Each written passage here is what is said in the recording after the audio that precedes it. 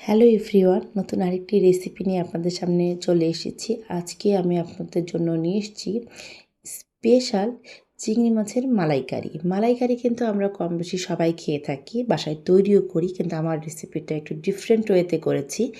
একটু স্পেশাল, যারা একটু ভিন্ন ধরনের মালাইকারি পছন্দ করেন তারা এই রেসিপিটা ট্রাই করতে পারেন। এখানে মালাইকারি করার জন্য প্রথমে নিয়ে নিচ্ছি বাগদা চিংড়ি, যেটা বড় সাইজের চিংড়ি মাছ। সেগুলো আমি 10-12 পিস নিয়ে নিয়েছি। সাথে নিয়ে নিয়েছি নারিকেল কোড়া। আমি এখানে 2টা নারিকেল খুব ভালো করে কুড়িয়ে নিয়েছি। এখন এই চিংড়ি মাছটাকে আমি একটু মেরিনেট করব। এই জন্য প্রথমেই দিয়ে দিলাম লবণ। লবণের সাথে আমি দিয়ে দেবো সামান্য একটু শুকনো মরিচের গুঁড়ো। এটাতে খুব সুন্দর একটা কালার চলে আসবে। আর আমি দিয়ে দেবো সামান্য একটু হলুদ গুঁড়ো। এখানে লবণ আর 1 চিমটির মতো মরিচ গুঁড়ো আর 1 চিমটি হলুদ গুঁড়ো, সাথে আমি দিচ্ছি সরিষার তেল। আমি এখানে 1 টেবিল চামচের মতো সর্ষের তেল দিয়ে চিংড়ি মাছগুলোকে খুব ভালো করে মেখে ম্যারিনেট করে এটাকে নর্মাল ফ্রিজে রেখে দেব 10 থেকে 15 মিনিট। আপনারা চাইলে বাইরেও রেখে দিতে পারেন, আবার চাইলে আমার মতো ফ্রিজেও ঢেকে রেখে দিতে পারেন। আমার এই রেসিপিগুলো আপনাদের ভালো লেগে থাকলে আমার চ্যানেলটা সাবস্ক্রাইব করে পাশে থাকা যে বেল আইকনটা আছে সেটা বাজিয়ে দেবেন। এরকম নতুন নতুন রেসিপি সবার আগে আপনি নোটিফিকেশন পেয়ে যাবেন। এখন আমি এখানে আদা বেটে নিচ্ছি। এখানে আমি একটা বড় সাইজের আদা একটু কুচি করে কেটে নিয়েছি। এটাকে আমি ব্লেন্ডারে খুব সুন্দর করে পেস্ট করে নিচ্ছি। আদা বাটাটা আমার এই মালাইকারিতে লাগবে। এখানে আমি দিয়ে দিলাম পেঁয়াজ কুচি। আমি এখানে 5-6টার মতো পেঁয়াজ কুচি দিয়ে দিচ্ছি। এটাকে আমি একটা পেস্ট করে নেব। আর লাগবে সর্ষে। যেহেতু বলেছি একটু স্পেশাল চিংড়ি মাছের মালাইকারি, এখানে আমি সর্ষে দানা অ্যাড করব। আমি 1 টেবিল চামচের মতো সর্ষে বেটে নিয়েছি। এখন এখানে আমি নারকেল কোড়াটা দিয়ে দিচ্ছি। নারকেলটার থেকে আমি ঘন দুধ বের করে নিচ্ছি। নারকেলটা হাত দিয়ে আপনারা দুধ না বের করে যদি ব্লেন্ডারে এভাবে একটু ঘুরিয়ে নেন, তাতে করে একটা ঘন নারকেলের দুধ পাওয়া যায়, যেটা দিয়ে মালাইকারি রান্না করলে পরে খেতে খুব ভালো লাগে। আর যেহেতু আমি 10-12 পিস বড় সাইজের চিংড়ি মাছ নিয়ে নিয়েছি, তাই নারকেল আমি 2টা দিয়েছি। আপনারা যদি এর মধ্যে কম চিংড়ি মাছ দেন, তাহলে নারকেলের পরিমাণ 1টা দিলেও হবে। একটু জল দিয়ে আমি এটাকে পেস্ট করে নিচ্ছি।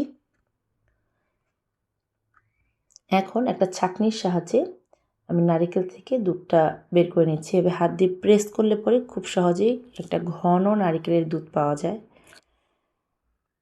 মালাইকারি কিন্তু কম বেশি আমরা সবাই পছন্দ করে থাকি, কিন্তু সবসময় কিন্তু এক ধরনের রেসিপি ভালো লাগে না। এটা একটা স্পেশাল মালাইকারি। বাসায় কোনো গেস্ট আসলে বা কোনো স্পেশাল অকেশনে আপনারা এই মালাইকারিটা করতে পারেন। কিন্তু নারিকেলের দুধটা দেখাচ্ছি আপনাকে, দেখুন ঘন হতে হবে, অর্থাৎ বেশি করে জল দিয়ে দুধটা বের করবেন না, তাতে করে দুধটা একদম পাতলা হয়ে যাবে।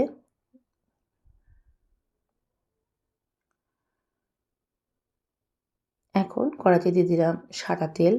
তারপর যে চিংড়ি মাছগুলো আমি মেরিনেট করে রেখেছিলাম সেগুলোকে আমি একটু সোনালি কালার করে ভেজে নেব। একদম গোল্ডেন কালার করে ভেজে নিতে হবে। চিংড়ি মাছ আসলে আমার কাছে খুব ভালো লাগে, তাই চিংড়ি মাছ ভাজাও খুব পছন্দ। এই চিংড়ি মাছ ভাজা কিন্তু খুব সুন্দর একটা ফ্লেভার আসে। যারা চিংড়ি মাছ খেতে ভালোবাসেন তারা তো জানেন কত সুন্দর একটা ফ্লেভার বের হয় যখন চিংড়ি মাছ ভাজা হয়। আমি চিংড়ি মাছের 2টা সাইডই গোল্ডেন কালার করে ভেজে নেব। এখন ভাজা হয়ে গেছে, মাছগুলো জাস্ট আমি উঠিয়ে নিচ্ছি।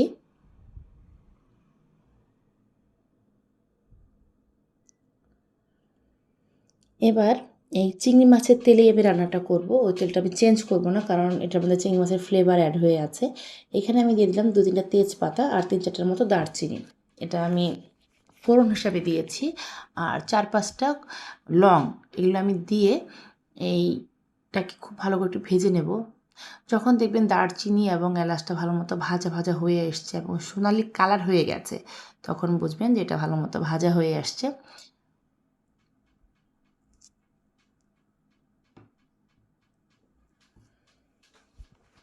এখন এখানে আমি নারকেলের দুধ ঘন করে রেখেছি, মালাইকারি রান্না করবে এই জন্য আপনাদের দেখিয়ে দিচ্ছি। এখানে 2 কাপের মতো ঘন নারকেলের দুধ আছে।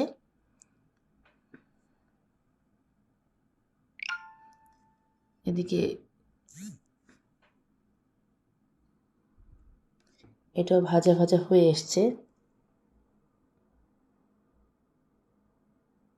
আসলে এই রান্নাটা আমার বাসায় সেদিন কয়েকজন গেস্ট এসেছিলো, তাদের জন্য রান্না করা হয়েছে। সবাই পছন্দ করেছে। এটা একটু স্পেশাল, একটু ভিন্ন ধর্মের মালাইকারি।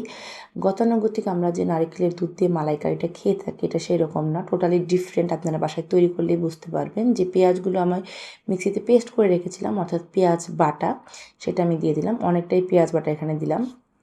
প্রায় 8-10টার মতো পেঁয়াজ, বড় সাইজের পেঁয়াজ আমি পেস্ট করে নিয়েছি। একটু ঘন হবে মালাইকারিটা। আর এই পেঁয়াজ বাটা দিলে পরে এই মালাইকারিটা খেতে খুব ভালো লাগে। এখন এই পেঁয়াজ বাটাটা আমি খুব ভালো করে একটু কষিয়ে নিচ্ছি। একটু সময় নিয়ে রান্নাটা করবেন। ভালো করে একটু কষিয়ে নিতে হবে।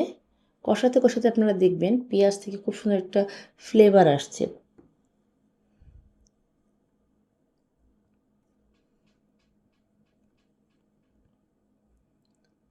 আপনাদের একটা টিপস দিই। আজকে আমি এটা চিংড়ি মাছ দিয়ে রান্নাটা করছি। এই মালাইকারি সাধারণত চিংড়ি মাছ দিয়ে হয়। আপনারা কিন্তু এই রেসিপিটা ইলিশ মাছ দিয়েও করতে পারেন। বড় সাইজের যে ইলিশ মাছগুলো, যেগুলো আমরা ভাপা করি, সেই ইলিশ মাছ দিয়েও আপনারা এই রেসিপিটা, সেম রেসিপিটা ফলো করেই করবেন। তাহলে দেখবেন খেতে খুব ভালো লাগবে। সেটা হয়ে যাবে ইলিশের কোরমা বা ইলিশ মাছের মালাইকারি।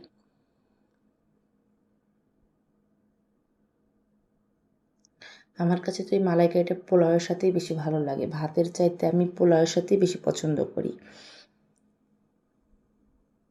ভাত দিয়েও খেতে খারাপ লাগে না, কিন্তু পোলাওয়ের সাথে এটা যায় বেশি।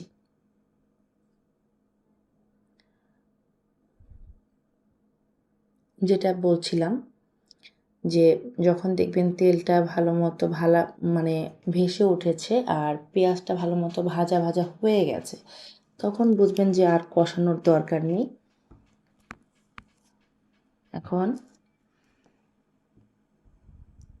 আমি চুলার আঁচটাকে কিন্তু মাঝারিতে করে তারপর এটাকে মানে কষাচ্ছি, কারণ হাই হিটে ভাজতে গেলে এটা পুড়ে যাবে নিচে। আর যদি পুড়ে যায় তাহলে কিন্তু মালাইকারিটা খেতে ভালো লাগবে না।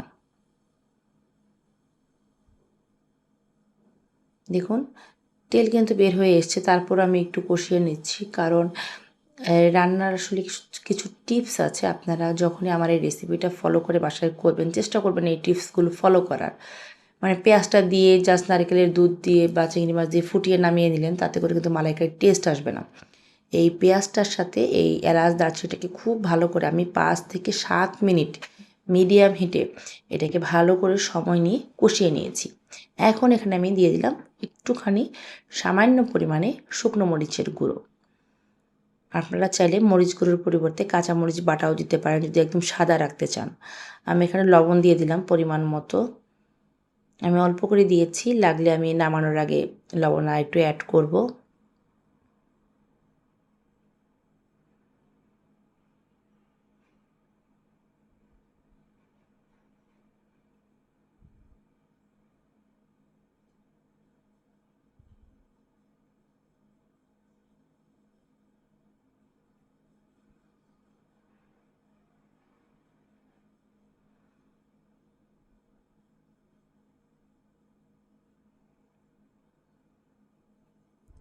এখন মানে কষানোটা হয়ে গেছে, আমি এর চেয়ে বেশি আর কষাবো না। দেখুন কালারটা কিন্তু পেঁয়াজের চেঞ্জ হয়ে গেছে, একদম হোয়াইট কালার থেকে একটা গোল্ডেনিশ কালার এসছে, যেহেতু আমি শুকনো মরিচের গুঁড়াও অ্যাড করেছি। আপনাদেরকে আমি ক্লোজ করে দেখাচ্ছি। দেখুন তেলটা কিন্তু একদমই ছেড়ে গেছে।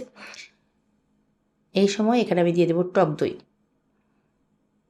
আমি এখানে 3 টেবিল চামচের মতো টক দই ভালো করে ফেটে নিয়েছি। সেই টক দইটা এখানে দিয়ে দিলাম, যেহেতু বলছি একটু স্পেশাল মালাইকারি।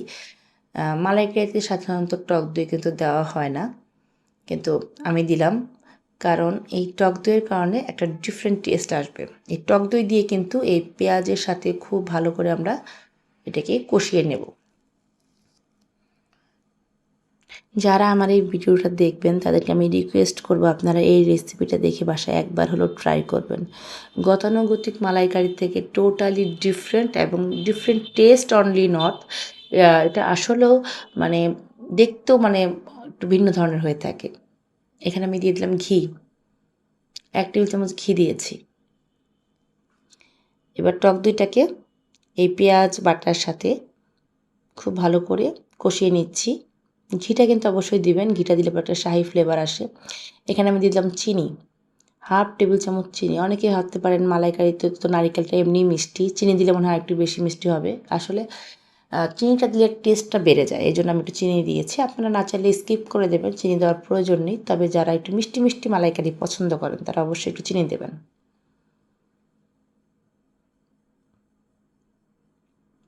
রান্নায় আসলে তাড়াতাড়ি করলে পরে রান্নাটা খেতে ভালো হয় না। তাই আমি আপনাদেরকে বলবো, শুধু আমার রেসিপি না, যে কোনো রেসিপি যদি আপনারা ভিডিও দেখে তৈরি করেন বা কারো রেসিপি শিখে তৈরি করেন, চেষ্টা করবেন 100% ফলো করার। এখন এখানে যে নারিকেলের দুধটা আমি বের করে রেখেছিলাম, সেই সম্পূর্ণ দুধটা আমি দিয়ে দিলাম।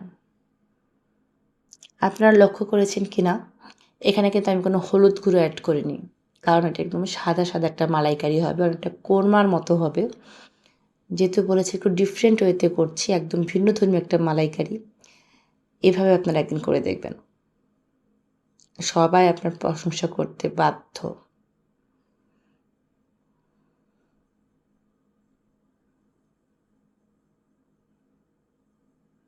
এখন এই টক দইয়ের সাথে এই পেঁয়াজ বাটার সাথে নারিকেলের দুধটাকে খুব ভালো করে মিক্সড করে দিলাম। আমি কিন্তু এখানে ঝালের জন্য ২-৩টার মতো কাঁচামরিচ মাঝখান থেকে চিড়ে দিয়েছি। কারণ আমি শুকনো মরিচের গুঁড়া তো একটু দিয়েছি, সাথে একটু কাঁচামরিচও চিড়ে দিয়েছি। এটাতে একটু ঝাল ঝাল হবে। মালাইকারিটা একটু মিষ্টি মিষ্টি একটু ঝাল ঝাল হয়।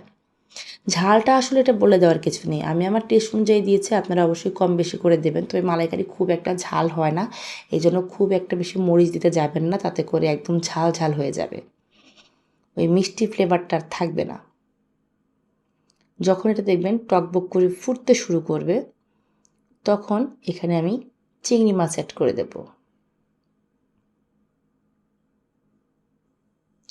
সব কিছু খুব ভালোভাবে আমি মিক্সড করে দিচ্ছি। এখন কিন্তু চুলার আঁচটাকে আমি হাই করে দিয়েছি, একদম ফুল আছে রান্নাটা হচ্ছে। দেখুন এটা কিন্তু ফুটতে শুরু করেছে অলরেডি। এখন আর আমি এখানে ওয়েট করব না, এখানে আমি চিংড়ি মাছগুলো দিয়ে দিলাম। ভাজা চিংড়ি মাছগুলো এখানে আমি সবগুলো দিয়ে দিলাম। এখন চিংড়ি মাছ দিয়ে খুব ভালো করে মিক্সড করে দেব। চিংড়ি মাছ দিয়ে কিন্তু খুব একটা বেশি রান্না করতে হয় না। চিংড়ি মাছ যদি আপনারা ওভার কুক করে ফেলেন, তাহলে কিন্তু চিংড়ি মাছ শক্ত হয়ে যায়, রাবারের মতো হয়ে যায়। চিংড়ি মাছের যে অ্যাকচুয়াল টেস্ট সেটা কিন্তু থাকে না। চিংড়ি মাছ দিয়ে জাস্ট 3 থেকে 4 মিনিট বা হায়েস্ট 5 মিনিট আমি রান্নাটা করব। একটু ঢেকে দিচ্ছি। হয়ে গেছে, ঝোলটা ঘন হয়ে এসছে। দেখুন কালারটা একদম আমরা যে মালাইকারি করি তার চেয়ে ডিফারেন্ট ওয়েতে করেছি, এবং ট্রাস্ট মি, এটা যে পোলাওয়ের সাথে সার্ভ করতে কি মানে খেতে কি ভালো লাগে, আপনারা বাসায় ট্রাই করলেই বুঝতে পারবেন। এই রেসিপিটা আমার খুব ইচ্ছে ছিল আপনাদের সাথে শেয়ার করব, তাই ইন ডিটেলস আমি আপনাদের সাথে শেয়ার করলাম। আপনারা বাসায় অবশ্যই এভাবে ট্রাই করবেন। হয়ে গেল আমার বাগদা চিংড়ি মাছ দিয়ে শাহি স্টাইলে চিংড়ি মাছের মালাইকারি। আমি একটু টেস্ট করে দেখছি অফ ক্যামেরায়, লবণ এবং ঝালটা একদম পারফেক্ট আছে। আমি আর কিচ্ছু অ্যাড করব না, জাস্ট নামিয়ে সার্ভ করব। হয়ে গেল আমার বাসায় তৈরি চিংড়ি মাছের মালাইকারি, একদম ডিফারেন্ট ওয়েতে স্পেশাল একটা রেসিপি আজকে আপনাদের সাথে শেয়ার করলাম। আপনারা বাসায় এভাবে ট্রাই করবেন, আর যদি ট্রাই করে থাকেন প্লিজ আমাকে কমেন্ট করে আপনাদের ফিডব্যাক দিতে ভুলবেন না যে কেমন লাগলো। আপনাদের কমেন্টের অপেক্ষায় আমি থাকি, আমার কাছে খুব ভালো লাগে আপনাদের কমেন্টগুলো পড়ে। আবার আরেকটা এরকম রেসিপি নিয়ে আপনাদের সামনে আমি হাজির হয়ে যাব। সেই পর্যন্ত সবাই ভালো থাকবেন।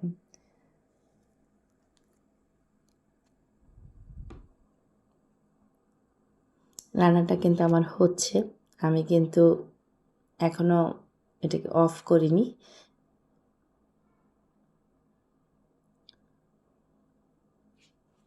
দেখুন নামানোর আগে আমি আরেকটু ঘি দিয়ে দিলাম। আমি কিন্তু এর আগেও 1 টেবিল চামচের মতো ঘি দিয়েছি, নামানোর আগে আরেকটু ঘি দিলাম, একটা শাহি ফ্লেভার আসবে। যারা ঘিটা খেতে চান না, ঘিটা জাস্ট স্কিপ করে দেবেন, নট নেসেসারি দিতেই হবে। আমার কাছে ঘিয়ের ফ্লেভার খুব ভালো লাগে, এই জন্য নামানোর আগে আরেকটু ঘি দিয়ে দিলাম। খুব সুন্দর একটা ফ্লেভার অ্যাড তো অবশ্যই করবে। যেহেতু স্পেশাল চিংড়ি মাছের মালাইকারি, তাই এটার মধ্যে ঘি দিলাম। সাধারণত মালাইকারিতে ঘি অনেকে দেয় না।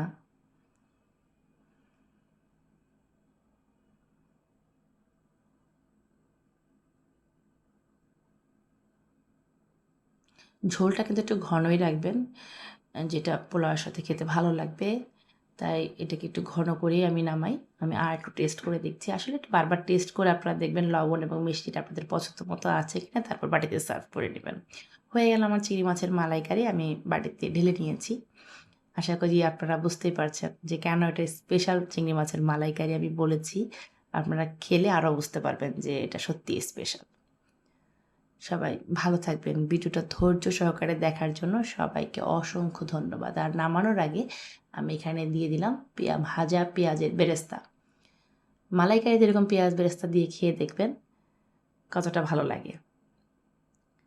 আমি এখানে একটু পেঁয়াজ খুব মিহি কুচি করে ভেজে বেরেস্তা করে নিয়েছিলাম। সেই ভাজা পেঁয়াজটাই নামানোর আগে দিয়ে দিলাম।